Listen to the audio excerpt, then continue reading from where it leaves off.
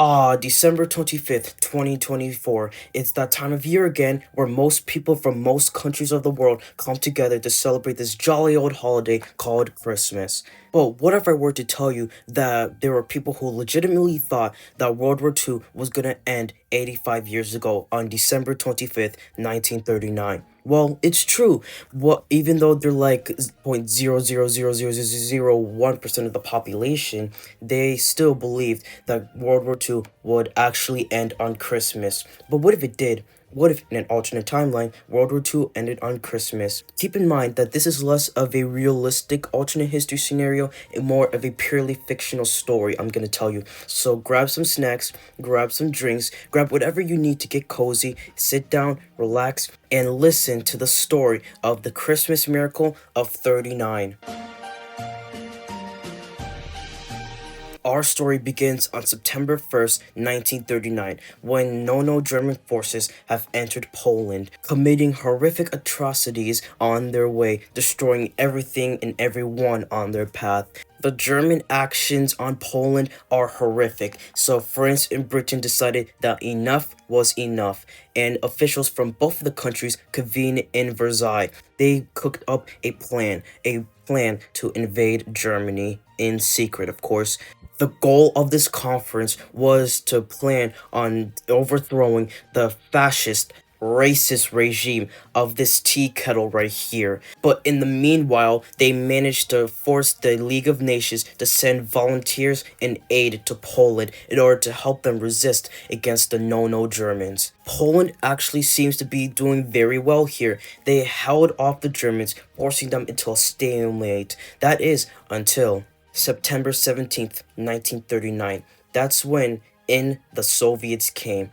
They came in goals of annexing the eastern regions of Poland, containing lots of Belarusians and Ukrainians, into the USSR. Despite not being an official German ally, this got them kicked out of the League of Nations until they ceased their invasion of Poland. This is when Polish forces start to crumble under the mercy of the Germans and Soviets. Things are looking dire for the Polish nation. After 20 years of gaining independence from both of them, they are very likely to come under the rule of both of those Russians and Germans again. That is, until sometime in late September, France and Britain organized an invasion of Germany, mobilizing their forces on the Franco-German border. But instead of going directly through Germany, since there were defenses there, after much bribing and negotiation, they managed to convince Belgium and Luxembourg to join on the side of the Allies, unofficially naming this invasion Operation Liberation. In the Allies came, destroying everything on their path, so that way there are no useful materials the Germans can make use out of. Towns destroyed, factories burnt, houses wrecked. Anything that might have seemed useful to the Germans was destroyed, causing thousands upon thousands of casualties on the Rhineland. The atrocities the Germans were committing were horrible, but nothing tops this. After many negotiations and bribing, they managed to convince the Netherlands and Denmark to join on the Allies in order to distract the Germans and stretch out their forces. In the Danes and Dutch came, with Denmark capturing Schleswig-Holstein and the Netherlands gaining border regions. Meanwhile, on the Eastern Front, this caused the Poles to recover and regain lost lands, also partially occupying East Prussia. This got the Soviets thinking, maybe if they helped the Allies with their invasion of Germany, they wouldn't be seen as the communist threat on the Western world, and maybe even be accepted as a communist nation. So, Soviet diplomats enter Warsaw, not to seize or capture the city or anything, but just to talk with Polish diplomats. After many negotiations and meetings, they finally reached a deal. The Soviets will join the Allies and stop invading Poland in exchange for Poland losing its eastern territories to the USSR. Realizing they practically have no choice, reluctantly, they agreed, marking this as the official Soviet entry onto the Allies. In the Soviets came, in order to topple the fascist, racist regime of the Austrian painter that looks like this tea kettle right here. They march as fast as they can to go to Berlin in order to capture the painter and assassinate him, ending World War II. So, in the Soviets came, speeding towards Berlin.